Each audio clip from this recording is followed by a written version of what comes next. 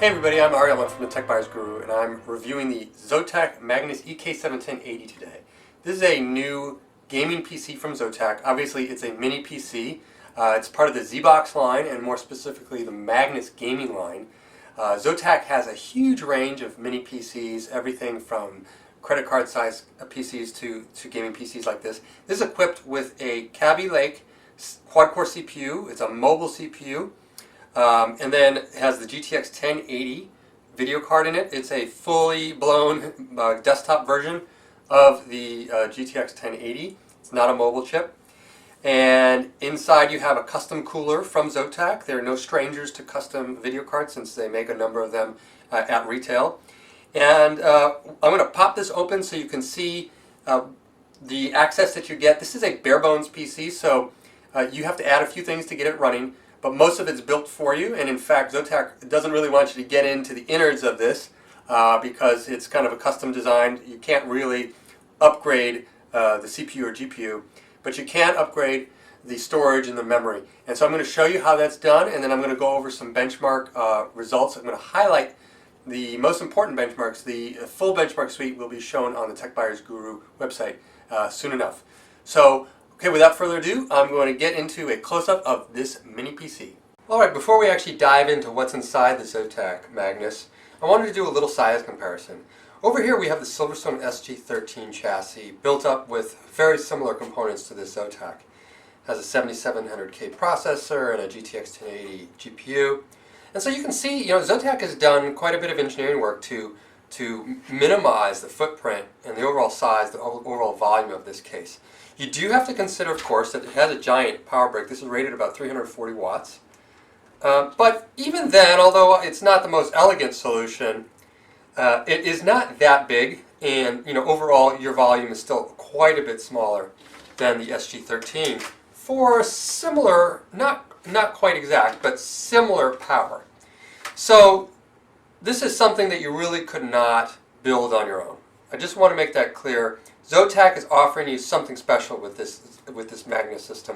Now, what Zotac has done with this Magnus is really limit the amount of accessibility so that you only get into the components of the system that you need access to complete your bare-bones system. So the main compartment is not user accessible. It would void your warranty to open this. I think there probably is a way to open it. I did not try, and I do not recommend it. If you look through this vent, it's kind of hard to see anything really, although what we do know is that there's a video card right up top because there's the video ports out there. You got the 3 display ports plus an HDMI 2.0 and a DVI. You have 4 USB 3.0 ports, 2 Ethernet ports, and your Wi-Fi antennas. Up front you have another 2 USB ports including a Type-C, plus an SD card reader, which is a pretty neat custom touch that you're not going to get on a build-your-own system. On the, I guess you'd call it the left side of the case, there actually is an intake fan here, and it can get a little buzzy. I think that's probably an 80mm fan. And small high RPM fans generally are not that quiet. And so at idle, this system did produce 32 decibels of sound, which is fairly loud. You definitely could notice it. And that's just the drawback of a super compact system where there's not a ton of airflow. You do need to run this fan all the time. Now the part of this system that you actually access is all below, and Zotac is a really slick method of securing this hatch. These feet, the rubber feet, are actually also the thumb screws. So you just unscrew your 4 thumb screws,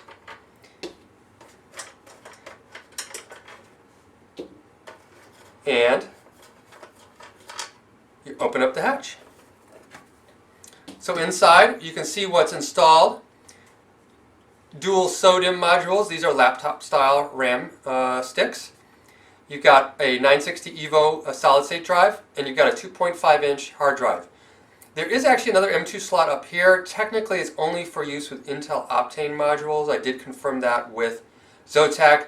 I was able to run another M2 drive up here, but it wouldn't boot consistently, so your mileage may vary if you put another drive up here besides an Optane module.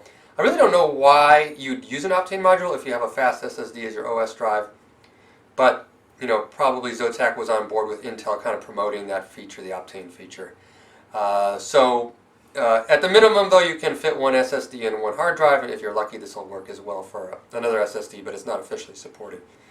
Now, keep in mind, this is another laptop-style component. You cannot fit a 3.5-inch hard drive in here, and this is fairly limited. Most ITX systems that you would build would have a bit more space for storage. So you kind of have to plan ahead, well, how much storage am I going to need, because I can't really add a lot more down the line. I do like the fact that this is virtually toolless. You just need a little screwdriver to install your SSD and your hard drive. Actually, you can use an SSD here as well. You could run dual SSDs.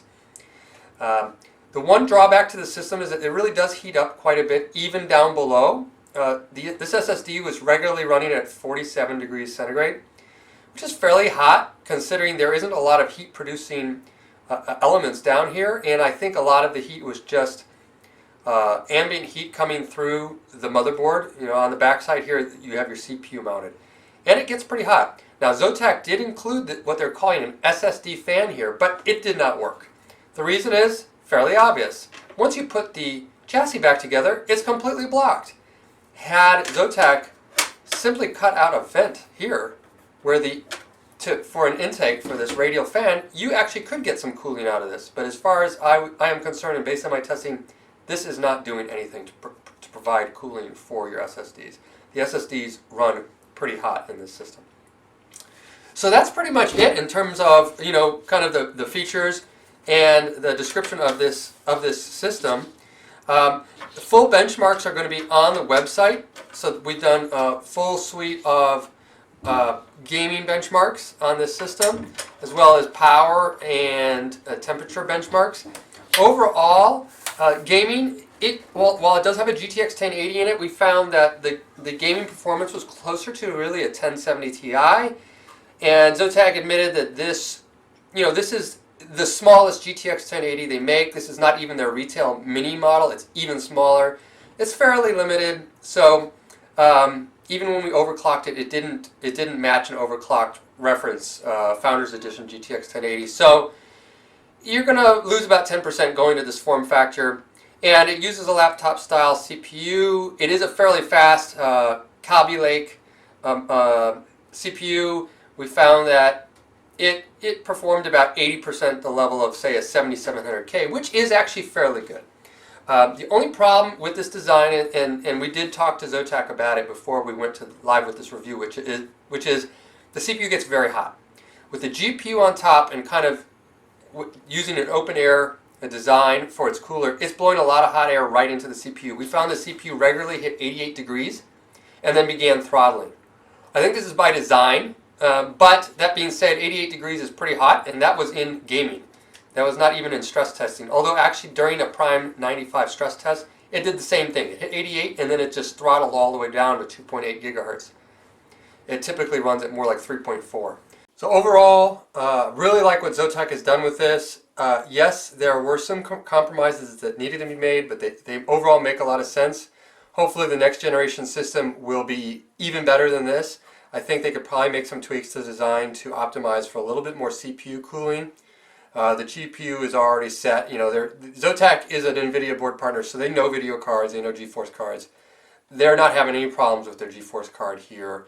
You know, other than it being small and slightly limited in that sense, the cooling is quite reasonable. The CPU is a little bit compromised, and I think if they perhaps made a slightly wider chassis and maybe more rectangular, maybe not quite as deep, they could get that CPU out from under the GPU and maybe get a taller heatsink on there. That probably would help overall. You know, I think they probably like this square-shaped case. It's kind of a trademark kind of design for Zotac, but in the long run, maybe it's not the best layout. We'll see what they come up with next. So overall, very pleased with this, and Tech Buyers Guru actually gives this system a 4.5 out of 5 stars.